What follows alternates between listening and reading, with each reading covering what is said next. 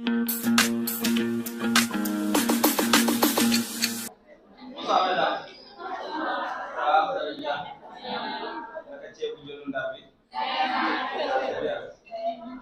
pêche et beaucoup d'énergie. Par votre attention, s'il vous plaît, on a l'honneur et le plaisir de recevoir M. Jack, qui aura l'occasion de se présenter, qui va intervenir sur la thématique que vous voyez sur la présentation.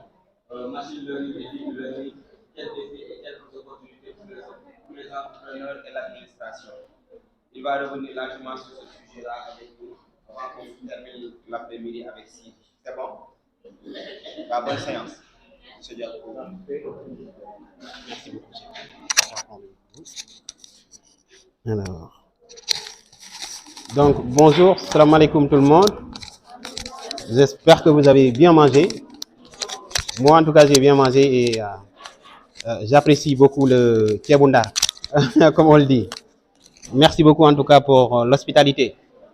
Donc, comme l'a dit Serhou, j'aurai l'honneur de vous présenter la masterclass sur le thème Machine Learning et Deep Learning. On se pose deux questions. Quels défis et quelles opportunités pour les entrepreneurs et pour les administrations? Donc, tout à l'heure, nous avons eu l'occasion de suivre deux sessions. La première, c'était autour de l'usage des Google Forms, donc comment saisir l'opportunité du caractère gratuit, entre guillemets, que Google nous offre pour pouvoir créer des forms, créer des sondages, etc. Et la deuxième session, c'était la précédente, sur la protection de nos données personnelles lorsque nous naviguons sur Internet. Donc, cette dernière session-là, j'y tiens particulièrement, elle est fondamentale parce que, à présent, nous allons rentrer un peu plus en détail sur comment utiliser les données pour mettre en place des modèles d'intelligence artificielle et pouvoir par la suite les utiliser et en donner accès à d'autres personnes qui pourraient aussi les utiliser. Mais avant de pouvoir mettre en place ces modèles-là, ou même les utiliser, il faut aussi être bien sensibilisé de l'usage des données personnelles, ce qu'on appelle les données à caractère personnel. Je pense qu'avec l'intervenant précédent, il a beaucoup exposé sur ce sujet-là et il est assez clair pour nous en tout cas. Donc ça, c'est le sujet de la masterclass. Donc on peut revenir sur ma présentation. Donc moi, je m'appelle Ndiaïdia, je suis ingénieur de recherche en machine learning. Maintenant, après mes études, j'ai eu l'occasion de m'impliquer dans l'écosystème sénégalais des nouvelles technologies, ce qu'on appelle les technologies émergentes. On aura l'occasion d'y revenir tout à l'heure. Ce qui m'a permis de cofonder l'Institut des algorithmes du Sénégal, qui s'active dans tout ce qui est formation autour des nouvelles technologies, telles que celle de l'intelligence artificielle et des algorithmes. Aussi fondateur d'une association qui fait la promotion des sciences et des technologies auprès des lycéens et des collégiens, qu'on appelle Big Tech Science. Donc, une association assez active. On n'a pas encore eu l'occasion de venir à Saint-Louis pour mener nos activités, mais voilà, j'en parlerai au bureau. Comme ça, notre prochaine cible sera Saint-Louis, Inch'Allah. Ensuite, j'ai fondé aussi récemment, en 2021, le Salon international des algorithmes, des sciences, technologies et de l'innovation du Sénégal. Donc ça, c'est vraiment le volet écosystème, pour réunir l'écosystème des acteurs qui portent l'innovation technologique au Sénégal, afin de discuter, d'échanger sur des thématiques aussi fondamentales qui tournent autour de l'IA, autour des algorithmes, autour également de sujets sur lesquels on va discuter aujourd'hui tout au long de cette masterclass. Donc, en résumé, ça c'était à propos de moi. Maintenant, tout au long de cette masterclass, nous allons parcourir le plan défini ainsi. Nous aurons d'abord une introduction sur les technologies émergentes, parmi lesquelles nous avons les deux technologies que nous allons voir aujourd'hui, le machine learning et le deep learning. Une question, est-ce que vous en avez une fois entendu parler, du machine learning ou du deep learning? Personne? Une personne? Qui d'autre? Bon, on va modérer alors, hein? On ne va pas rentrer dans les détails techniques, hein, Chiarou? Je pense que c'est important. Donc, on va voir d'abord les technologies émergentes. Ensuite, le deuxième point, ce sera autour du machine learning, du deep learning, une définition. Pourquoi nous utilisons ces technologies-là? Pourquoi elles sont fondamentales aujourd'hui dans nos activités, dans l'activité de nos entreprises aussi? Le troisième point, ce sera le fonctionnement de ces deux technologies-là. Comment elles fonctionnent et aussi quelles sont les différences fondamentales qui existent entre ce qu'on appelle le machine learning et ce qu'on appelle le deep learning. Et pour finir, nous allons rentrer dans les enjeux, opportunités et cas d'usage concrets. Pour les enjeux, nous aurons les défis à relever pour le continent africain. Nous sommes dans un contexte d'évolution fulgurante de la technologie. On y reviendra tout à l'heure. Et quelques pistes de solutions qui pourraient bien sûr intéresser les jeunes que vous êtes, soit dans une... Donc, ceci dit, dans le vif du sujet, pour démarrer, on va d'abord voir ce qu'est les technologies émergentes.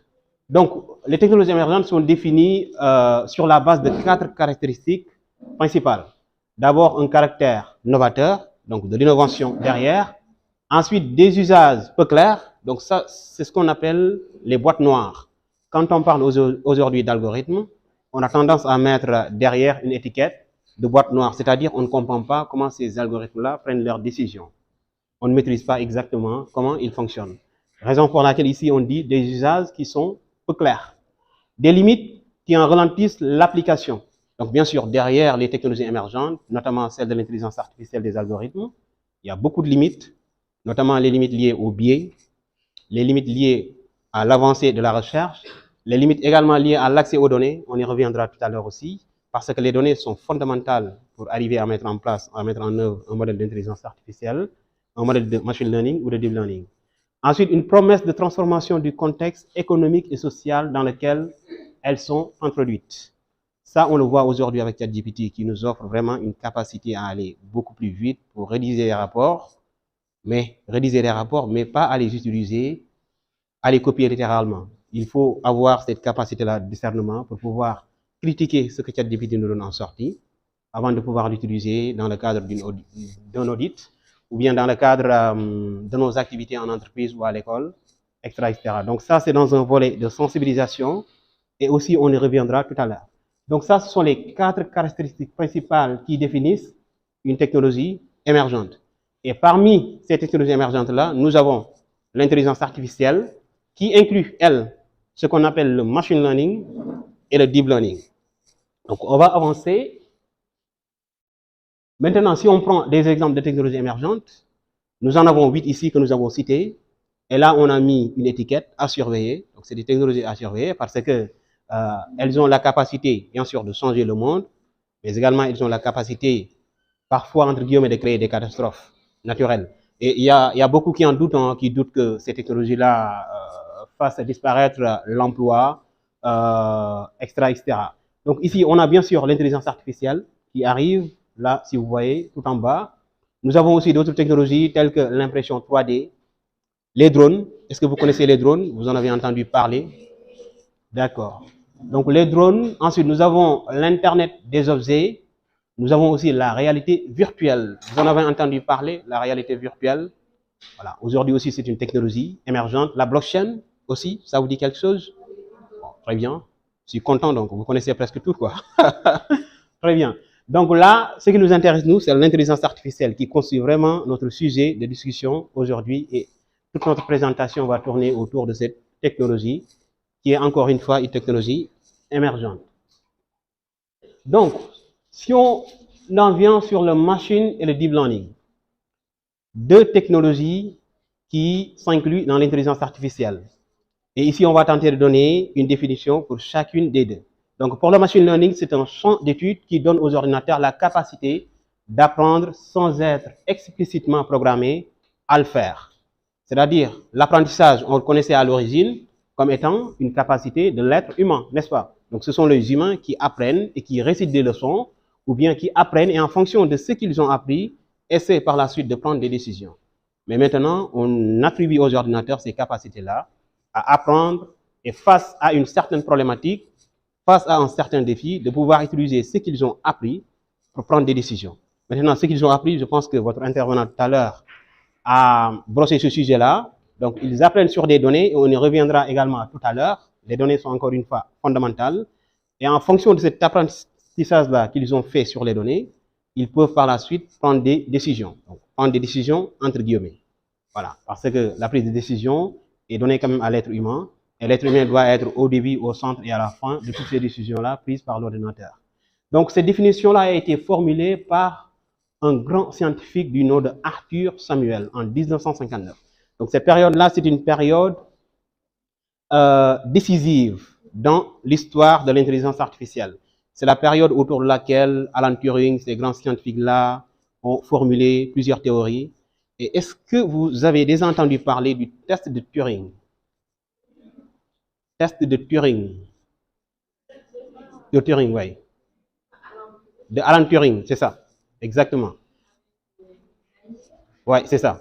Donc, le test de Turing, en fait, il consistait à mesurer à quel point un ordinateur peut réfléchir comme un être humain. Donc, lui, il est vraiment l'un des pionniers de l'intelligence artificielle. Et aussi, cette période-là, pourquoi elle est décisive? Parce que c'est la période autour de laquelle la première conférence sur l'intelligence artificielle a été organisée. Et organiser une conférence autour d'une technologie aussi est fondamental parce que ça permet de faire venir les acteurs, les brillants scientifiques chercheurs, pour qu'ils puissent discuter, échanger, réfléchir, et que chacun puisse partager sa vision, son expérience autour de cette technologie-là. Donc, raison pour laquelle cette période-là, elle est assez décisive sur ce qu'est aujourd'hui l'intelligence artificielle, et je pense qu'elle le sera également sur ce que sera l'intelligence artificielle demain. Et si on en vient sur le deep learning, c'est une sous-catégorie du machine learning. Donc, le machine learning, voilà, en haut. Ensuite, ici, on a le deep learning, qui est une sous-catégorie du machine learning. Et c'est une méthode d'apprentissage automatique qui s'inspire du fonctionnement du système nerveux de l'être humain. Donc là, c'est des connexions entre neurones. Donc, si vous avez fait la matière SVT en terminale ou en première, on vous a appris les connexions qui existent au niveau de notre cerveau.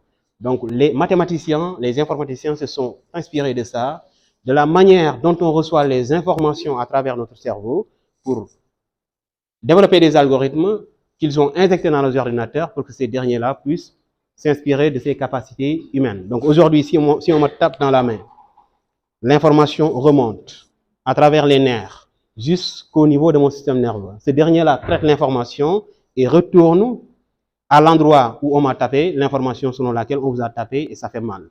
Donc c'est la même chose ici. On utilise des données, on crée des programmes informatiques, on les inclut dans l'ordinateur et ce dernier-là acquiert la capacité de réfléchir, de prendre des décisions devant une certaine problématique ou une certaine question qui lui est adressée.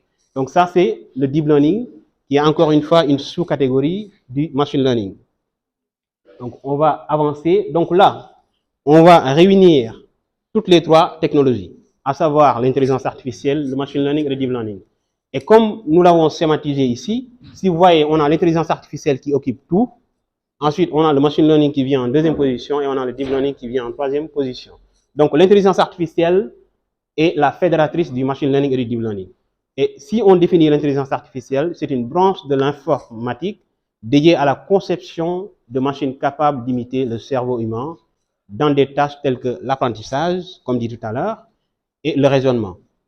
Quand on parle de raisonnement, c'est la résolution de problèmes. Parce qu'aujourd'hui, s'il y avait ici un certain conflit, à l'origine, c'était l'être humain qui devait venir faire du AT, quoi, comme on le dit. Mais aujourd'hui, à travers les programmes informatiques, on peut utiliser des données, un ensemble de paramètres, donner ça à l'ordinateur à travers ces programmes informatiques pour que ce dernier-là nous dit, par exemple, c'est Awendiaï Motogne ou Abdindiaï Motogne, etc., etc.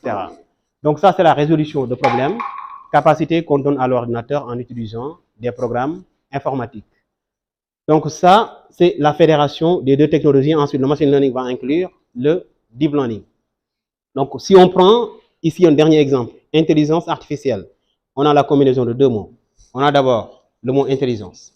Est-ce qu'il y aurait quelqu'un ici qui pourrait nous définir le mot intelligence, s'il vous plaît? En quoi consiste l'intelligence? Quand dit-on qu'une personne est intelligente? Allez-y.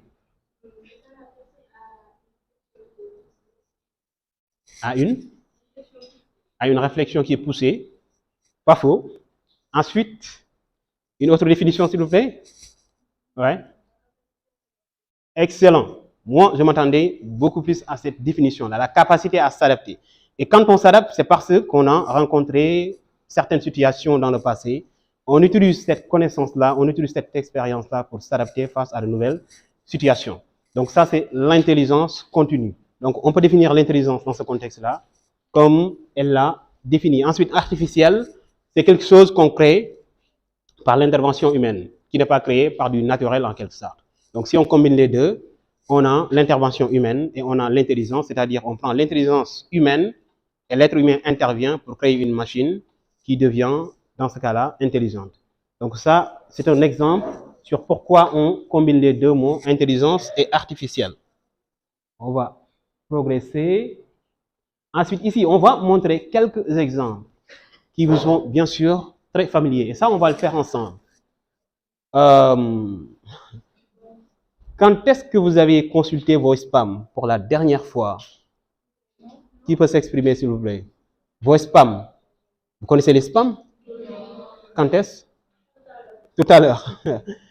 Qui encore? Ça fait des mois. Hein? Ça arrive. OK, donc on va démarrer par les spams d'abord. Donc on consulte notre boîte mail, on voit deux dossiers principaux, donc il y en a plusieurs et moi. Dans la boîte de réception, on reçoit des mails qui sont jugés étant officiels, sans publicité, corrects, qui nous intéressent, etc. Mais dans la boîte à spam, on reçoit des mails qui sont jugés être des publicités, des mails qui n'ont rien à voir avec notre centre d'intérêt, etc. Maintenant, comment cette classification-là est faite? Donc, elle est faite en utilisant ce qu'on appelle le Natural Language Processing. Et ça, c'est un sous-champ toujours du machine learning.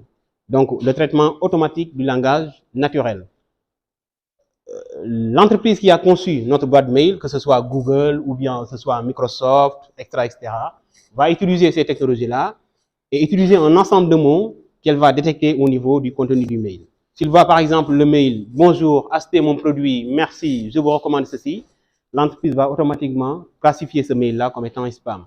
Et s'il voit des mots qui sont officiels « Bonjour, monsieur le président, voudrez-vous voir tel jour, etc. », dans ce cas-là, l'entreprise va classifier ce mail-là comme étant un mail officiel qui n'est pas un spam, en quelque sorte. Donc ça, on le rencontre tous les jours dans nos boîtes mail et c'est une application concrète de l'intelligence artificielle, du machine learning.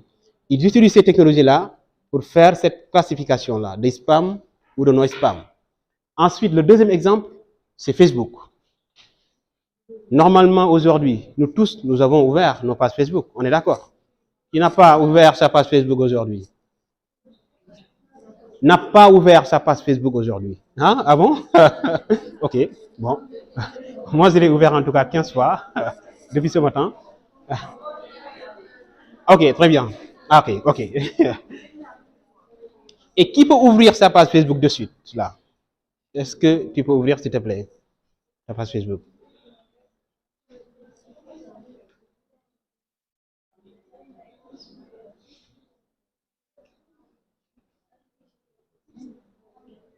C'est bon? C'est la connexion qui ralentit. C'est bon, toi? Alors, quand tu ouvres ta page Facebook, on te propose du contenu. Donc, on te propose quelque chose. Soit c'est du contenu publicitaire, ou bien c'est du contenu qui vient d'une certaine publication, d'un de tes amis, ou bien d'une entreprise, etc. Ça dépend. Maintenant, ça, c'est ce qu'on appelle le ciblage, la publicité par ciblage. L'intervenant précédent en est revenu tout à l'heure. Donc, parfois, certains d'entre nous pensent que ces publicités-là, ou bien ces contenus-là, sont générés aléatoirement par Facebook. Non, ce n'est pas le cas. Ces contenus-là sont générés par Facebook en se basant sur nos historiques de navigation sur la plateforme, sur nos préférences, sur là où nous habitons, sur des données socio-économiques que la plateforme collecte sur nous. Ça aussi, c'est une application concrète du machine learning que Facebook utilise pour suggérer du contenu à ses utilisateurs, à des fins de publicité, mais également à des fins d'attirer beaucoup plus d'attention de ses utilisateurs sur la plateforme. Donc moi, si je suis intéressé beaucoup plus par le foot, alors que chaque jour Facebook me propose du lamb, là, dans ce cas-là, j'ai de fortes chances à quitter Facebook et à aller ailleurs. Donc Facebook va faire le tout pour me fidéliser. Du coup, elle va chercher toutes les informations qui me concernent pour pouvoir me proposer le bon contenu, le contenu qui m'intéresse, qui est bien sûr le contenu lié au foot, en quelque sorte. Donc ça aussi, encore une fois, c'est une application du machine learning utilisée par Facebook. La troisième application, c'est Google Maps. Qui l'a utilisé aujourd'hui, Google Maps, en venant ici? Personne? OK, toi, tu l'as utilisé? Moi aussi, je l'ai utilisé en arrivant ici, parce que je ne connais pas Saint-Louis, c'est ma première fois à Saint-Louis. Donc, j'ai utilisé Google Maps. Google Maps aussi fonctionne sur des algorithmes. On y reviendra tout à l'heure sur la définition d'un algorithme. Donc, Google Maps a besoin en entrée notre destination. Si je suis ici à l'Institut français et que je vais aller à l'hôtel résidence, je tape hôtel résidence. Et Google Maps va me proposer, va utiliser ses connaissances, comme tu l'as dit tout à l'heure, la capacité de s'adapter. Google Maps va s'adapter et me proposer la trajectoire la plus courte pour quitter ici l'Institut français et aller à l'hôtel résidence. Ça aussi, Google Maps se base sur ses algorithmes, sur ses connaissances, sur ses modèles d'intelligence artificielle. Et la dernière application, c'est la génération de texte. Donc ici, l'exemple le plus concret, le plus récent qu'on peut donner ici, c'est ChatGPT. Est-ce qu'il y en a qui l'ont déjà utilisé? Et combien de fois? Si on sait. Vous n'avez jamais utilisé ChatGPT? Ouais, donc tout le monde, quoi, on est d'accord. Ok, très bien. Donc je pense que ChatGPT aujourd'hui est utilisé pour des raisons diverses. Et donc c'est un modèle de langue, ce qu'on appelle les modèles de langue. C'est des modèles assez récents, mais qui sont très, très utilisés aujourd'hui, qui sont aussi des modèles qui sont puissants et qui permettent de faire beaucoup de choses. Donc, générer du texte, rédiger des rapports, etc., etc. Mais encore une fois, comme je l'ai dit tout à l'heure, je pense que ça, c'est la touche de sensibilisation que nous avons ici, et ça peut aussi lever les points d'inquiétude. L'être humain doit être au point de départ, au centre et à la fin. Pourquoi? Parce que l'intelligence artificielle va, entre guillemets, prendre une décision. Comment? On demande à ChatGPT, je veux un rapport sur la situation économique du Sénégal 2020-2023, par exemple. ChatGPT va nous générer un rapport de 2 pages, par exemple. Et ça, peut-être, c'est le ministère de l'économie qui nous l'avait demandé, parce qu'on travaille au ministère de l'économie. Mais si on copie directement ce que ChatGPT nous a donné, met ça dans un document Word et fournit ça comme un livrable au ministère de l'économie, là, on fait une faute grave. Faut pas.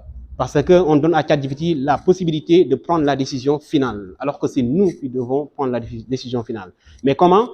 C'est de saisir l'opportunité avec ChatGPT en prenant ce qu'il nous a donné, de relire ça, de critiquer ça, d'essayer de voir si on peut changer des reformulations des expressions en l'adaptant en fonction de ce que nous voulons, en fonction de ce que le ministère nous a demandé, bien sûr.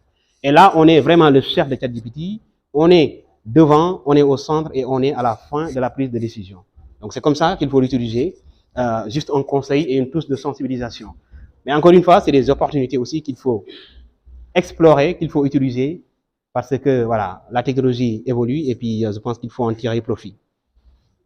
Donc ça, c'était quelques exemples. Maintenant, on va aborder la question pourquoi l'intelligence artificielle. Et quand on dit pourquoi l'intelligence artificielle, on va scinder ça en deux. Pourquoi le machine learning et pourquoi le deep learning? Pourquoi nous en avons besoin aujourd'hui? Pourquoi nos administrations, nos entrepreneurs, nos entreprises l'utilisent aujourd'hui? Donc, d'abord, il y a une raison qui est principale. C'est le phénomène du big data et de l'hyper-information. Donc, je vais commencer par l'hyper-information. L'hyper-information, c'est quoi? Aujourd'hui, on est dans une salle. Il y a plusieurs informations qui circulent. Certaines viennent de nos activités auxquelles nous menons à l'instant T. Donc là, je suis en train de marcher, je suis en train de parler, j'émets de la voix, il y a des audios qui arrivent, je les entends, etc., etc.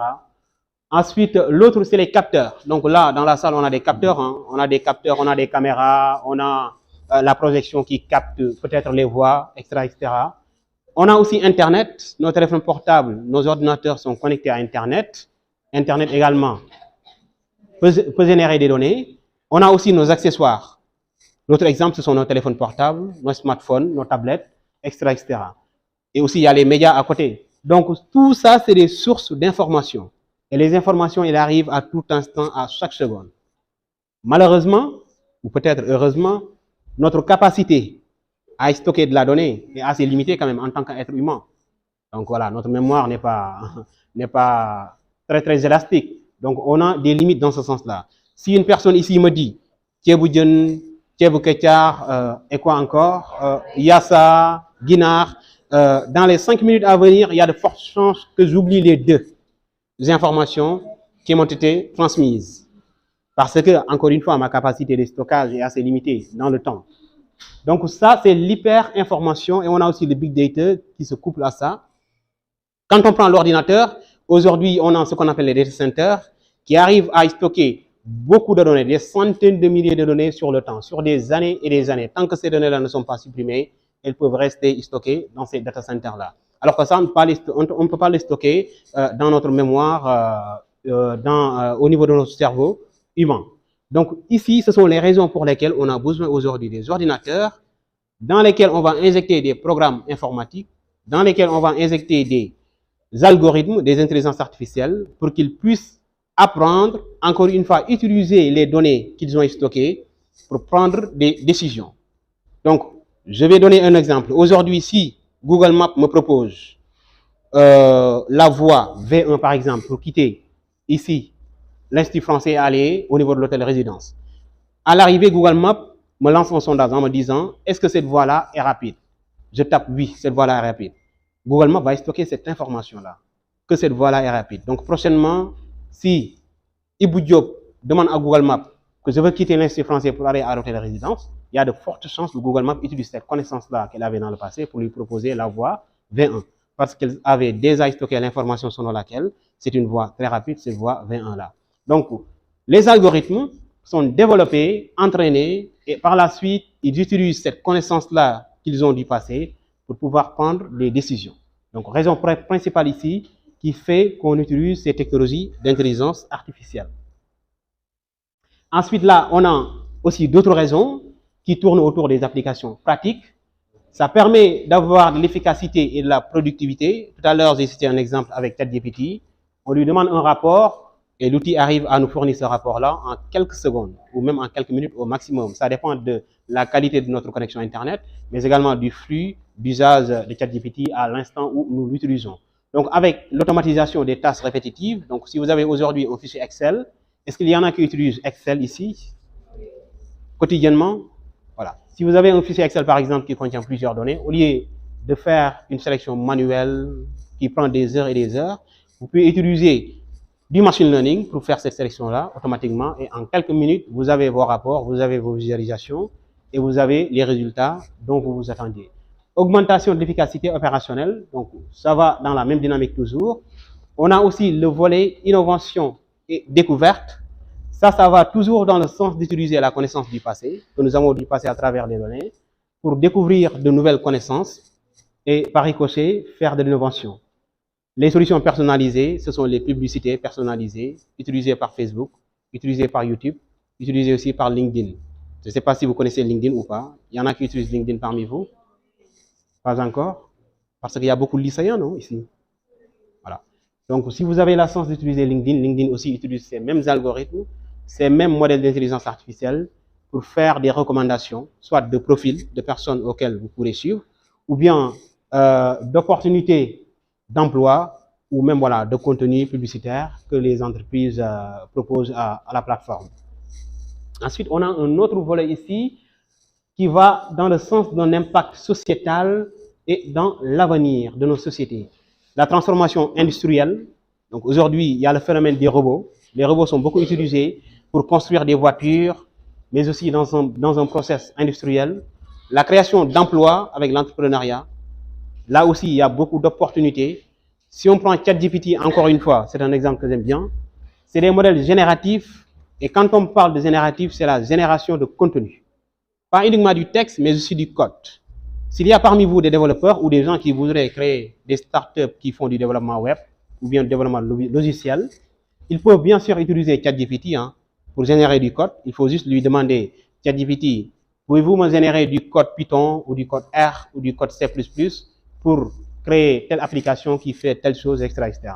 Et l'outil arrivera à vous générer du code, mais encore une fois, du code qui n'est pas complet.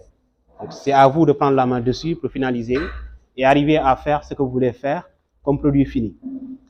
Mais aussi, il y a des défis éthiques et sociétaux. La responsabilité liée à l'utilisation de l'intelligence artificielle. Donc, quelles données on laisse sur les plateformes en ligne lorsque nous les utilisons? Que ce soit Facebook, que ce soit LinkedIn, que ce soit YouTube, ben, il y a des données qu'on laisse dedans. Nos mots de passe qui sont stockés par ces plateformes-là. Nos déplacements aussi. Quand j'utilise Google Maps, je suis obligé, c'est obligatoire d'allumer ma géolocalisation. Google Maps connaît là où je passe, là où je vais, etc. etc. Donc ça, c'est la responsabilité liée à l'utilisation. Donc il faut être très intelligent. savoir comment les utiliser. Je pense que notre intervenant précédent a donné une idée très pertinente, une solution très brillante qui consiste à utiliser une adresse mail qui n'est pas très sérieuse, qu'on utilise d'une manière informelle, et d'autres mails qu'on utilise vraiment d'une manière très formelle et très professionnelle. Comme ça, l'adresse mail qui n'est pas formelle, on l'utilise pour donner ça aux plateformes qui nous ciblent à travers des campagnes publicitaires, etc. Ensuite, il est nécessaire de mettre en place une réglementation éthique. Ça, c'est surtout dans le but de protéger les usagers. Donc, les usagers que vous êtes, que nous sommes également. S'il y a une réglementation qui est solide, qui est très clairement définie et qui est respectée par toutes et tous, dans ce cas-là, nous sommes protégés en tant qu'utilisateurs. Et tout à l'heure, quelqu'un l'a souligné également. C'était très intéressant. Les intelligences artificielles qui sont utilisées ici en Afrique, on peut dire que 98% ne sont pas développées en Afrique, donc ne seraient pas au contexte local africain. Donc nous ne sommes que des utilisateurs. Google Maps, l'intelligence artificielle a été développée par Google aux États-Unis. ChatGPT par OpenAI aux États-Unis. J'en passe, etc.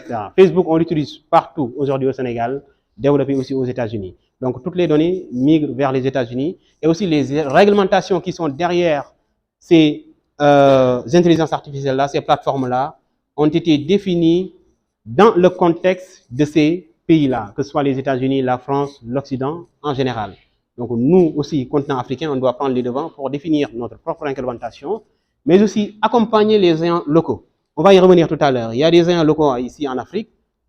Nos gouvernements doivent les accompagner pour qu'ils puissent émerger et qu'on puisse utiliser leurs solutions. Ça nous permettra, nous, d'avoir nos données stockées ici en local en Afrique, mais également d'être beaucoup plus sécurisés vis-à-vis de l'utilisation de nos données. Donc, comment fonctionne le machine learning et le deep learning? Donc là, c'est le mode de fonctionnement. On va rentrer un peu dans quelques détails techniques. Du coup, je propose, si vous avez des questions, des interrogations, remarques ou contributions, est-ce qu'il y en a parmi vous? Qu'est-ce que ça vous inspire? Par exemple, sur les géants locaux que j'ai cités tout à l'heure, est-ce que vous en connaissez déjà? Des géants locaux ici au Sénégal, qui sont des startups, qui font vraiment de l'intelligence artificielle, des solutions locales, pour répondre à des problématiques locales au Sénégal. À Saint-Louis, vous en connaissez pas? Il y en a, hein, normalement. Et au Sénégal en général, non? Bon, on aura l'occasion d'y revenir tout à l'heure. Il y en a beaucoup au Sénégal, il y en a beaucoup qui naissent. Donc, on va continuer sur le mode de fonctionnement du machine learning et du deep learning. Donc, c'est deux technologies qui ont un mode de fonctionnement qui est très bien défini, qui démarre bien sûr par la donnée, ensuite le développement des algorithmes, jusqu'à l'étape de déploiement pour qu'on puisse l'utiliser. Donc, aujourd'hui, si on peut utiliser Google Maps, on a juste l'application qui s'affiche devant notre téléphone portable. Mais avant que l'application ne puisse être déployée, il y a plusieurs étapes qui ont été franchies, voilà, qui rentrent bien sûr dans le cadre de recherche-développement. Parfois, il y a des pannes en phase test, il supprime tout, il recommence, etc. Donc ça, c'est ce qu'on appelle l'amélioration continue. Donc là, je vais présenter ce qu'on appelle la pipeline. Donc quand on parle de pipeline, c'est un enchaînement d'étapes, différentes étapes qui se succèdent et qui permettent d'aboutir à une solution ou bien d'effectuer une tâche spécifique. Donc la première étape, c'est la collecte des données. Donc d'abord, collecter les données. Google, comment Google a fait pour en arriver là aujourd'hui? Au début des années 80, donc Google a été lancé. Tout à l'heure, votre intervenant vous a adressé la question. Je pense que le premier intervenant l'a affirmé, Google est gratuite. Bien, l'utilisation de Google est gratuite, des Google Forms. Le deuxième intervenant y est revenu en disant l'utilisation de Google n'est pas gratuite. Mais moi, je vais fédérer les deux pour dire que l'utilisation de Google est gratuite, entre guillemets, mais sous un autre angle, n'est pas gratuite. Pourquoi elle est gratuite? Parce qu'aujourd'hui, quand on crée une adresse mail chez Google, on nous demande juste de cocher les conditions générales d'utilisation. On accepte et on a notre adresse mail. ndiaye.idia@gmail.com par exemple. Quand on veut créer un espace Drive sur Google et y stocker toutes nos données, c'est gratuit également. Mais sous un autre angle, Google utilise ces données-là, mon nom, mon prénom. Quand j'utilise aussi Google Maps, l'historique de mes déplacements. Aujourd'hui, je suis à Saint-Louis. Google sait que je suis à Saint-Louis. Et normalement, tout à l'heure, la plateforme va me proposer des publicités sur les plages qui existent à Saint-Louis pour que je puisse aller visiter ces places-là, sur les lieux historiques qui existent à Saint-Louis pour que je puisse aller visiter ces lieux-là, etc., etc. Donc, sous cet angle-là, Google n'est plus gratuit parce que ces entreprises-là qui gèrent ces places-là et qui gèrent ces lieux historiques, ces sites historiques, vont payer Google et Google va divulguer leur publicité. Donc, Google va utiliser mes données pour me cibler dans ses campagnes publicitaires en faveur de ces entreprises-là et ces dernières-là vont payer à Google en quelque sorte. Donc, ça, ce sont les deux dilemmes. On pense que c'est gratuit. Voilà, on peut dire qu'entre guillemets, c'est gratuit parce qu'on l'utilise gratuitement. Mais sous un autre angle, ce qu'on appelle l'or du 21e siècle, on fournit ça à Google en utilisant ces solutions. Donc, sous cet angle-là, on paye carrément à Google. Donc, ici, Google va collecter toutes nos données. Après avoir collecté ces données-là, boum, Google va lancer le développement de ces solutions technologiques, de ces solutions d'intelligence artificielle, que ce soit Google Maps ou d'autres extensions de solutions utilisant les algorithmes et utilisant l'intelligence artificielle. Parce que la plateforme a déjà les données. Elle a déjà ce qui est fondamental pour démarrer. C'est vraiment le point de démarrage. Après avoir collecté les données, on va faire l'étape de ce qu'on appelle le pré-processing. Donc, c'est le nettoyage. Donc, ici, l'exemple que je vais donner, c'est lorsque nous sommes en amphithéâtre. Il y a le professeur qui est devant les étudiants, qui explique son cours. Mais il se trouve que le cours, il n'est pas très bien ordonné. Il y a des A à côté, il y a des Z de l'autre côté, il y a des graphiques ici, en bas. On ne comprend pas. Donc, le cours n'est pas très bien nettoyé. La conséquence, c'est quoi? C'est que les étudiants ne vont pas comprendre. Ça, c'est sûr et certain. Et une fois à la maison, les étudiants auront du mal à apprendre ce cours-là. Et encore une fois à l'examen, les étudiants auront du mal à avoir une bonne note. Alors que là, encore une fois, on s'inspire de l'intelligence humaine, on s'inspire de la manière dont l'être humain apprend pour faire apprendre les ordinateurs afin que demain, ils puissent prendre des décisions devant une certaine question ou une certaine problématique. Donc, c'est le même schéma. Ici, on a besoin de bien nettoyer les données pour que notre ordinateur puisse bien utiliser ces données-là afin de bien apprendre et de comprendre ce qu'il y a derrière les données et de pouvoir reproduire ces connaissances-là lorsqu'une question future lui est adressée. Donc, c'est la deuxième étape qui est fondamentale. Ensuite, on fait le choix de la technique, ce qu'on appelle l'algorithme.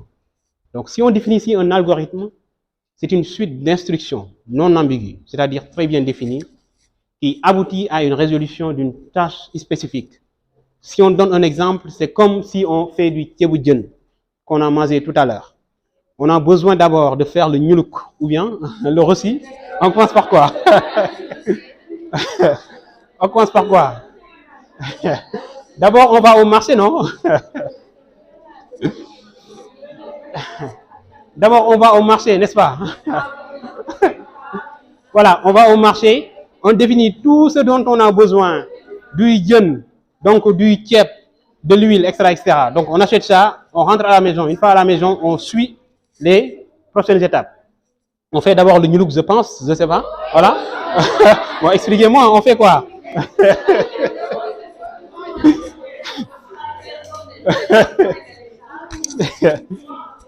Donc, expliquez-moi s'il vous plaît, on fait quoi? Allez-y. Allez-y. Donc, une fois l'étape de marché finalisée, une fois à la maison, on fait quoi d'abord? Pour faire du tieboudjen. On vous donne le micro. Vous pouvez vous lever et vous mettre en place.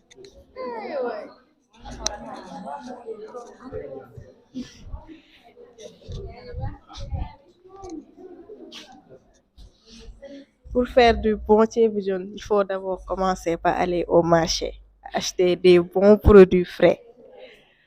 Après, on va dans la cuisine, on nettoie les légumes.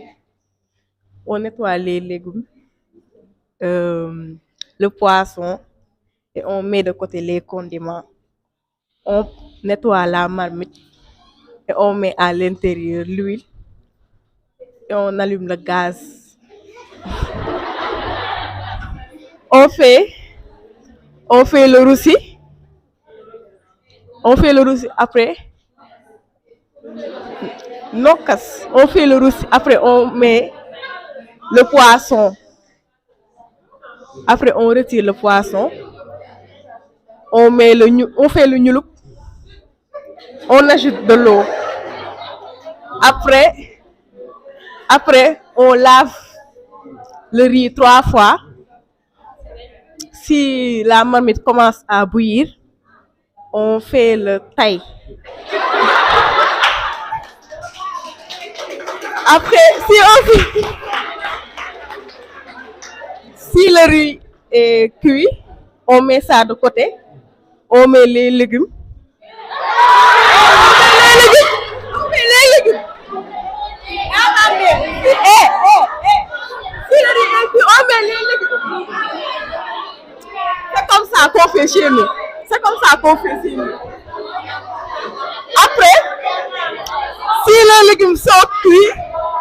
Après, si les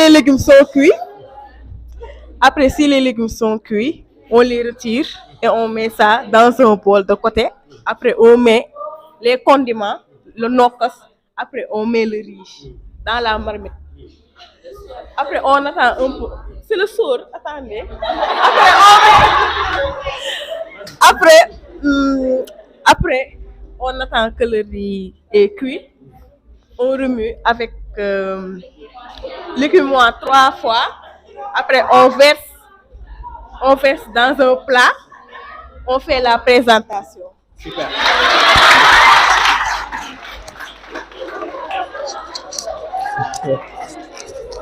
Voilà. Et là,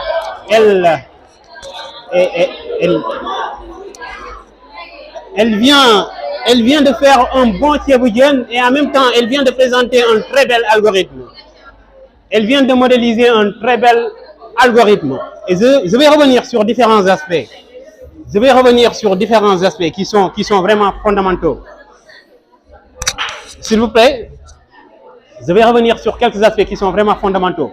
D'abord, elle a dit la partie nettoyage. Donc, c'est ce que je disais tout à l'heure sur les données. Parce que voilà, si on va au marché, on achète nos légumes, on ne les nettoie pas, on cuit comme ça, ben là, le thieboudienne ne sera pas mangé par les gens.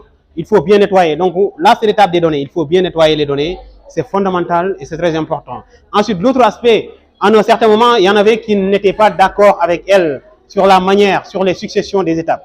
Donc ça aussi, quand on fait un algorithme, ça peut arriver parce qu'il y a plusieurs algorithmes qui existent devant une certaine problématique. Si je veux aujourd'hui utiliser un algorithme pour prédire la température à Saint-Louis ce jour à 17 h, je peux utiliser plusieurs algorithmes différents. Donc, elle peut utiliser un algorithme A1, toi, tu peux utiliser un algorithme A2. Donc, l'essentiel, c'est d'arriver à avoir un algorithme qui est puissant, qui arrive à répondre à la problématique à laquelle on veut répondre. Voilà. Mais sa solution, dans la succession de ces étapes, elle n'a pas tort. Donc, elle était en train de modéliser un algorithme. Donc, typiquement, ça, c'est un algorithme, une suite d'étapes pour résoudre une tâche spécifique. Donc là, on a fait le choix de notre technique, qui est notre algorithme. Ensuite, on fait l'entraînement.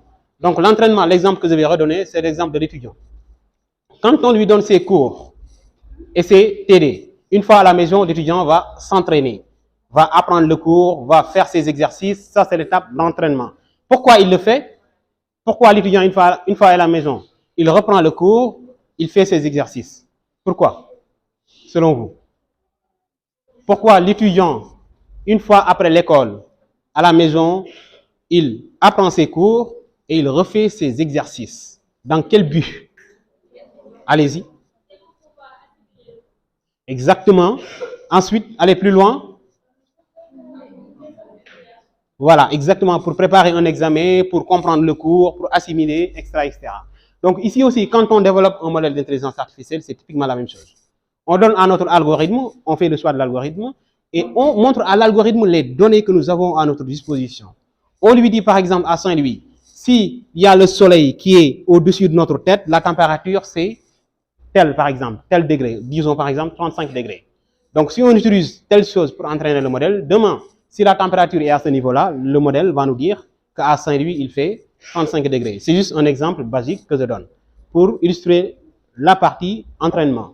Ensuite, on fait l'évaluation. Là aussi, on va reprendre le cas de l'étudiant. Une fois le cours finalisé avec le professeur, une fois le cours appris à la maison et les exercices faits à la maison, l'étudiant est appelé à aller à l'examen. et, vous l'avez souligné tout à l'heure, une évaluation. Donc, on va évaluer l'étudiant. Là aussi, on va évaluer le modèle pour savoir si le modèle a bien compris ce qu'il a appris ou pas. Parce que c'est important. On ne va pas juste montrer au modèle des données et par la suite lui demander de faire des prédictions. Il faut d'abord être sûr que le modèle a bien compris ce qu'il a appris. Donc, avec bien sûr certaines mesures, on ne va pas rentrer dans les détails de ces mesures-là parce que c'est carrément des détails techniques et ce n'est pas le but de cette masterclass. Donc, après l'évaluation, si on est sûr que notre modèle est bon, il arrive à faire de bonnes prédictions, on va le déployer. Donc, comme l'exemple donné tout à l'heure, Google Maps. Donc, le développement a suivi ces étapes-là. Google a collecté ces données, les a nettoyées, a choisi un ou des algorithmes qui sont appropriés en fonction du use case. Et le use case, c'est de permettre aux gens de quitter un point A pour aller vers un point B en prenant la trajectoire la plus courte. Parce que vous savez, pour quitter un point A et aller à un point B, il y a 1000 trajectoires. Mais laquelle est la plus courte? C'est cette solution-là qu'apporte l'intelligence artificielle de Google Maps. Et ils ont suivi ces étapes-là. Après le choix de l'algorithme, ils ont entraîné ça en utilisant des données qu'ils ont à leur disposition. Et l'exemple que j'ai donné tout à l'heure, c'est que aujourd'hui, s'ils empruntent la voie V1 pour quitter l'Institut français et aller à l'hôtel Résidence, vous vous appelez comment? Et je vois que cette voie-là est très courte. Demain, je pourrais suggérer à Ramatoulaye la même voie. Elle va emprunter ça également. Donc, c'est comme ça que se passe le processus sur la génération des données, sur le partage de l'information. Et si cette dernière-là est collectée en grande quantité, on peut l'utiliser pour développer nos modèles d'intelligence artificielle. Et ces derniers-là peuvent être déployés dans des applications qui, elles, peuvent être utilisées pour répondre à des problématiques et pour surtout nous faciliter la vie. Parce que quoi qu'on puisse dire aussi, si je voulais demander à Ramatoulaye comment quitter l'Institut français et aller à l'hôtel Résidence en prenant la trajectoire la plus courte, Ramatoulaye aura du mal à me répondre, je pense. Parce qu'il y a beaucoup de paramètres à prendre en compte dans la trajectoire. Il y a peut-être une voiture en panne sur la route. Il y a peut-être beaucoup de, ou bien une marche, ou bien une grève sur la route. Et Ramatoulaye, aujourd'hui, actuellement, elle est à l'Institut français. Elle n'est pas sur le trajet. Donc, elle ne peut pas comprendre ce qui se passe en l'instant T sur le trajet. Alors que Google Maps en est capable, parce qu'ils ont intégré un peu partout des capteurs qui captent l'environnement à tout instant. Donc, quand je pose à Google Maps la question, quelle est la trajectoire la plus courte, l'application va utiliser toutes ces connaissances-là en temps réel et me fournir cette trajectoire-là. Donc, ça, c'est la pipeline qu'on suit quand on veut développer ces types de technologies, le machine learning et le deep learning. Est-ce qu'il y aurait des questions jusque-là? Ouais. C'est exactement ça. Faire en sorte que le Thieboudian puisse être disponible afin que tout un chacun puisse l'utiliser. Tout à l'heure, moi, on m'a servi dans un plat. Donc, c'est exactement ça. On l'a déployé pour pouvoir m'en servir. Toi aussi, un autre aussi, etc. Donc, c'est vraiment la même idéologie, la même philosophie. D'autres questions? Alors, on va continuer. Ensuite, là, on va donner une différence fondamentale ou bien quelques différences fondamentales entre le machine learning et le deep learning.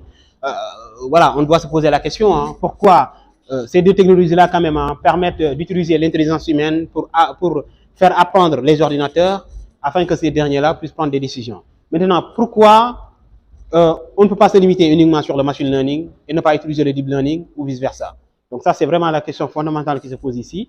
Et si vous voyez la note, le deep learning requiert de plus larges volumes de données d'entraînement, mais apprend de son propre environnement et de ses erreurs. Donc, le deep learning, pour développer un modèle de deep learning, on a besoin vraiment d'une large quantité de données. C'est les modèles qui permettent de faire de la reconnaissance faciale, par exemple. Aujourd'hui, si on vient dans la salle et on voudrait reconnaître, par exemple, Ramatoulaye, dans ce cas-là, il faut utiliser un modèle de deep learning qui est très puissant, qui a eu à apprendre sur des données qui sont énormes, sur un large volume de données. Donc ça aussi, c'est important. Et après aussi, ça apprend de son environnement, tel qu'on a mentionné ici. Et ça, on va y revenir tout à l'heure. Et si on prend le machine learning, ça permet l'entraînement sur des jeux de données moins vastes au contraire du deep learning, mais requiert davantage d'intervention humaine pour apprendre et corriger ces erreurs. Donc ici, les deux différences fondamentales, c'est que pour le deep learning, on a besoin de énormément de données. mais on n'a pas besoin d'intervention humaine. Alors que pour le machine learning, on n'a pas besoin beaucoup de données, mais ça requiert quand même l'intervention humaine tout au long du process de développement. Et c'est ce que j'ai illustré ici. Si vous voyez là, quand on fait de la prédiction, par exemple, on veut prédire la température à Saint-Louis. On va se baser sur 3 paramètres. On peut donner des exemples, par exemple. On va prendre le niveau de la mer, on va prendre le fait qu'il y a des vagues ou pas dans la mer, et on va prendre le niveau du soleil, par exemple. Donc, ce sont ces 3 paramètres-là qu'on va prendre. Maintenant, on juge que nos 3 paramètres ne sont pas tous pertinents, c'est-à-dire importants pour faire la prédiction de la température. Il faut en éliminer un, soit le niveau de la mer, ou le fait qu'il y a des vagues ou pas dans la mer, ou bien le niveau du soleil. Donc là, qu'est-ce qu'on va éliminer? Éliminons le niveau du soleil, par exemple. Ça, on peut dire que c'est le paramètre. Non, le niveau du soleil, il peut être pertinent. Éliminons le niveau de la mer. Donc ça, on va dire que c'est notre paramètre Z.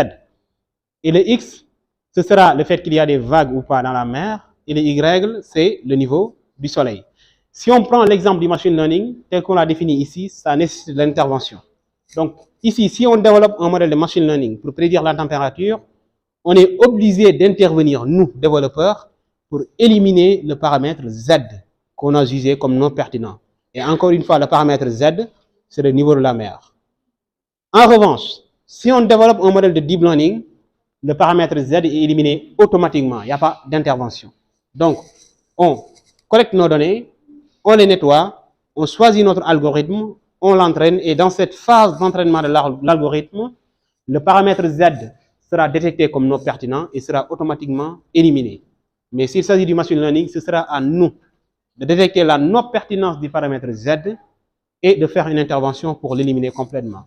Sinon, si on le laisse, il y a 2 conséquences. Il peut y avoir 2 conséquences. La première, c'est que ça peut réduire notre capacité de calcul. Parce que aussi, si on injecte dans l'ordinateur beaucoup de données en un laps de temps, l'ordinateur peut planquer.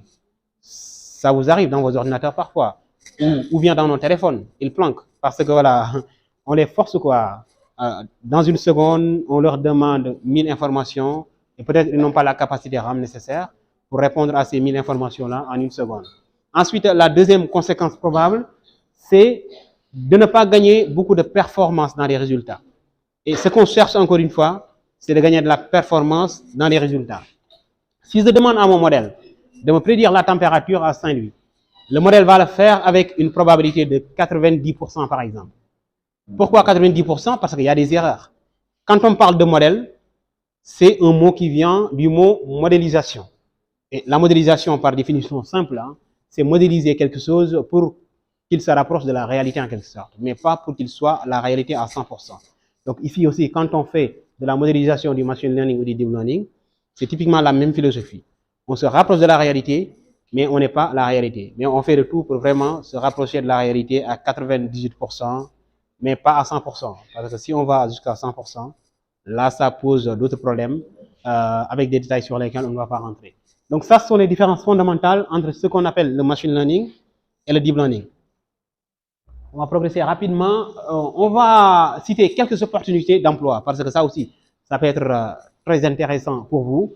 C'est des technologies, encore une fois, émergentes qui sont utilisées presque un peu partout aujourd'hui et qui affectent presque tous les secteurs d'activité. Que ce soit le secteur du marketing, donc si vous travaillez dans le marketing, si vous êtes dans une entreprise et que vous voulez cibler des segments de marché auxquels l'entreprise voudrait proposer des produits, vous pourrez utiliser du machine learning pour faire cette détection-là de segments de marché et proposer ça à l'entreprise. Et cette dernière-là va... Le secteur du marketing, on a aussi le secteur de l'e-commerce avec les plateformes en ligne. Quand vous entrez sur Internet, normalement, vous connaissez certaines plateformes e-commerce auxquelles vous avez déjà utilisé d'ailleurs. On a aussi le supply chain, donc ça, c'est ce qu'on appelle la distribution en marche, distribution en chaîne. On a aussi le secteur de la santé, qui utilise aujourd'hui beaucoup l'intelligence artificielle pour les diagnostics, mais également pour croiser certains paramètres afin de faire des prédictions sur les patients, mais également faire des recommandations de médicaments, etc., etc. Nous avons aussi le secteur de la banque. Le secteur de la banque aussi, il utilise beaucoup l'intelligence artificielle aujourd'hui. Et le use case le cas d'usage le plus fréquent, c'est que lorsqu'une personne va auprès d'une banque, pour avoir un prêt, la banque va adresser à la personne plusieurs questions. Quel est ton travail? Où est-ce que tu habites? Quelle est ta situation professionnelle? Quelle est ta situation matrimoniale? Marié ou pas? Donc, la banque va utiliser à travers son modèle d'intelligence artificielle tous ces données-là pour prédire si la personne aura la capacité de payer le prêt ou pas. Si l'algorithme prédit que la personne aura la capacité de payer le prêt, la banque va l'allouer le prêt. Sinon, la banque va refuser le prêt tout simplement. Donc ça, c'est un cas d'usage. Oui, allez-y. Les gaps, non, les gaps ne sont pas basés sur le système d'intelligence artificielle. Ah ben ça, c'est tout simplement du magnétisme et des systèmes embarqués. Donc c'est ce qu'on appelle les systèmes embarqués. Il n'y a pas d'intelligence artificielle derrière les gaps. Voilà. On introduit notre carte bancaire, on demande une somme, la somme est calculée, nous est remise, et dès que tout ce process-là est fait, la banque ressort notre carte bancaire et on la récupère, tout simplement. Donc ça, c'était un cas d'usage sur le secteur bancaire, ce qu'on appelle les prêts. Ensuite, dans le secteur de l'assurance également, donc aujourd'hui, si une personne va auprès d'une entreprise qui fait de l'assurance, l'entreprise pourrait utiliser aussi des données auprès de la personne pour prédire quel montant moi je devrais payer à la personne ou bien quel montant de prise en charge pour la personne dans l'année 2024 par exemple, pour une prise en charge de maladie ou bien voilà, une prise en charge d'un voyage ou d'une perte d'un certain papier, etc., etc. Donc ça, c'était quelques secteurs d'activité dans lesquels on utilise l'intelligence artificielle aujourd'hui et encore une fois qui peuvent construire des opportunités d'emploi, mais aussi d'entrepreneuriat. Comme on l'a dit tout à l'heure, autour de l'IA, autour du machine learning, du deep learning, il y a beaucoup d'opportunités de création d'emplois, de création aussi de start-up, d'entreprises. Donc n'hésitez pas à explorer et à creuser ces opportunités-là. Par contre, pour en tirer profit, il faut se former. La formation, elle est fondamentale. Il faut se former parce que les connaissances pour pouvoir manipuler ces technologies-là, que ce soit dans un volet tout simplement usage, parce qu'on utilise ChatGPT, ou bien dans un volet de création d'une start-up qui évolue, ou bien qui développe de l'intelligence artificielle, il faut se former. Et là, on a 4 compétences qui sont fondamentales, qu'il faut maîtriser pour pouvoir en tirer profit. Est-ce que vous connaissez le langage Python? Il y en a qui connaissent le langage Python? Vous l'avez déjà fait? D'accord. Donc, il faut avoir des bases en langage Python. Donc, c'est un langage qui est très, très utilisé aujourd'hui pour faire de l'intelligence artificielle, pour développer des modèles de machine learning et de deep learning. Il y a aussi la gestion de bases de données avec SQL. SQL, il y en a qui connaissent? Déjà utilisé aussi? OK. Donc, SQL aussi, les bases en SQL, exploiter les outils de visualisation de données. Donc, ça, c'est ce qu'on appelle la visualisation de données. Quand vous avez les données à votre disposition, dans la phase de nettoyage que nous avons citée tout à l'heure, il y a une sous-phase qui permet de faire la visualisation. Donc, visualiser les données à travers des graphiques pour en tirer des conclusions avant même d'aller vers le choix du modèle et utiliser les données pour entraîner ce modèle-là. Et la dernière, c'est la gestion de projet. Donc, ça, c'est dans une dynamique managériale, tout simplement. Donc, gérer les données, arriver à gérer une équipe qui travaille au niveau de l'intelligence artificielle, une équipe qui développe des modèles de machine learning et de deep learning, et pouvoir faire progresser cette équipe-là vers ses objectifs. Donc, ça, c'est 4 compétences, encore une fois, qui sont fondamentales, et il faut se former pour pouvoir les acquérir et en tirer profit. Ensuite, on va aborder le sujet des données, un peu en profondeur. Donc, je pense qu'on est revenu sur ce sujet-là. Maintes fois, les données sont fondamentales pour faire de l'intelligence artificielle. Donc, les algorithmes, ils apprennent à travers des données. Tout à l'heure, mademoiselle nous a modélisé un algorithme pour faire du Thieboudian, mais elle n'avait aucune donnée à sa disposition. Pour faire du Thieboudian, quelles sont les données dont on a besoin? Voilà, exactement. Donc, vous en avez cité quelques-unes. Ça, ce sont les données dont on a besoin. On a besoin du Thieboudian, on a besoin du quoi? Non, pas du Thieboudian. On a besoin du Thieb, on a besoin du Dian, on a besoin de l'huile, etc. Donc, ça, ce sont les données. Voilà. Elle, tout à l'heure, elle n'a fait que modéliser.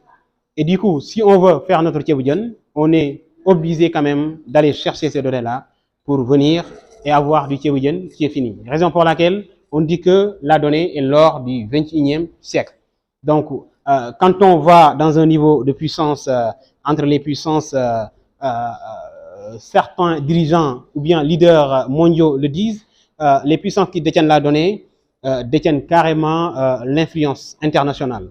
Raison pour laquelle les États-Unis ont plus d'influence dans le monde. La Chine également est en train d'acquérir beaucoup d'influence dans le monde et particulièrement en Afrique parce que ces puissances-là détiennent beaucoup de données dans les pays africains.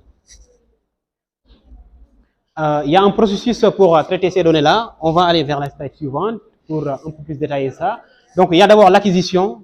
On en a parlé tout à l'heure. Faire en sorte d'avoir les données à notre disposition. Ensuite, la transformation. Donc là, on a besoin d'un profil qu'on appelle le data engineer. Donc, c'est l'ingénieur de la donnée. Est-ce qu'il y en a qui rêvent de devenir des ingénieurs ou qui sont déjà des ingénieurs parmi vous? Bah, ingénieur tout simplement.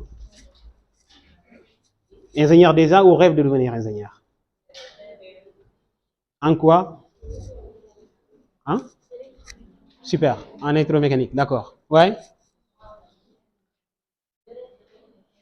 Excellent. En quoi? Ok, pourquoi pas intelligence artificielle? Hein? Il y en a ou pas? Oui? D'accord, ok, très bien. Ok, donc là, on a besoin d'un ingénieur de la donnée. Donc, c'est l'ingénieur vraiment qui va prendre les données à sa disposition, qui va les traiter avant que les data scientists puissent les utiliser pour développer les modèles d'intelligence artificielle. Après, on a la partie visualisation que nous avons citée tout à l'heure, dans la partie pré-traitement, et on a la partie prédiction aussi. On a donné tout à l'heure un exemple avec la prédiction de la température à Saint-Louis.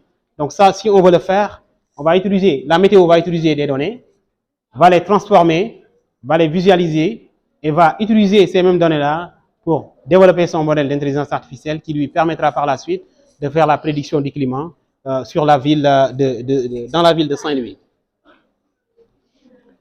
Donc là aussi, c'est d'autres cas d'usage qu'on peut faire. La prédiction, on l'a déjà cité. Ensuite, il y a ce qu'on appelle les KPI. Les entreprises l'utilisent beaucoup pour un peu suivre la progression de leurs activités, de leurs chiffres d'affaires et pouvoir s'appuyer sur ça pour prendre des décisions. Donc, le dernier point qu'on va aborder, ce sont les enjeux et opportunités. Les enjeux et les opportunités. On va aussi brosser un peu les défis, surtout pour le continent africain et particulièrement pour le Sénégal. Alors, ici, je vais commencer par une citation de Moustapha Cissé. Est-ce que ça vous dit quelque chose, Moustapha Cissé, ancien chercheur sénégalais à Google? Ça vous dit quelque chose, Moustapha Cissé? Il faut le connaître, hein? Donc, Moustapha Cissé, c'est un ancien chercheur chez Google Afrique, Google basé à Accra au Ghana.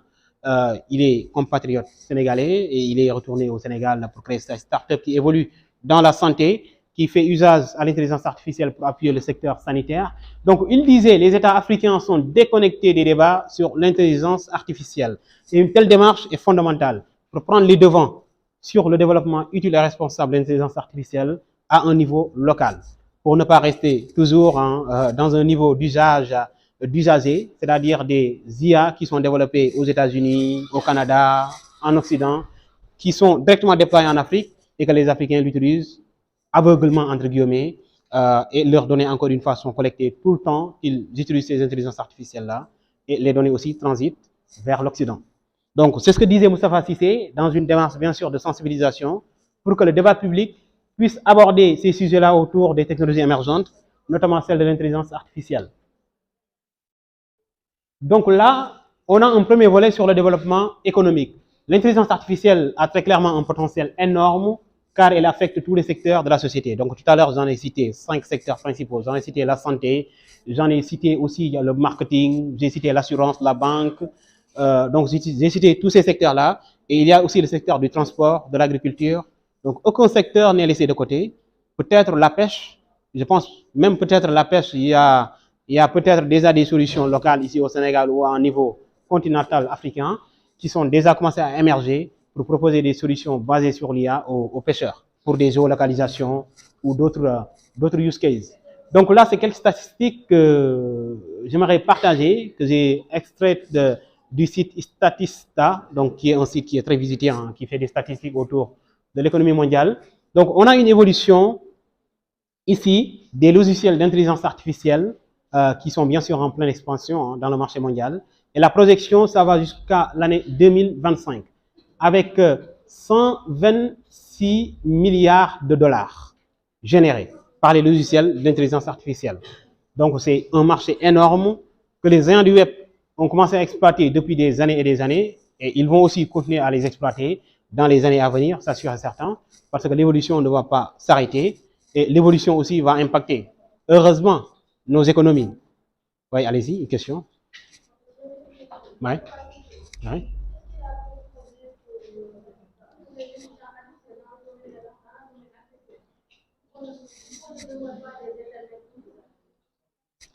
Pour qu'on...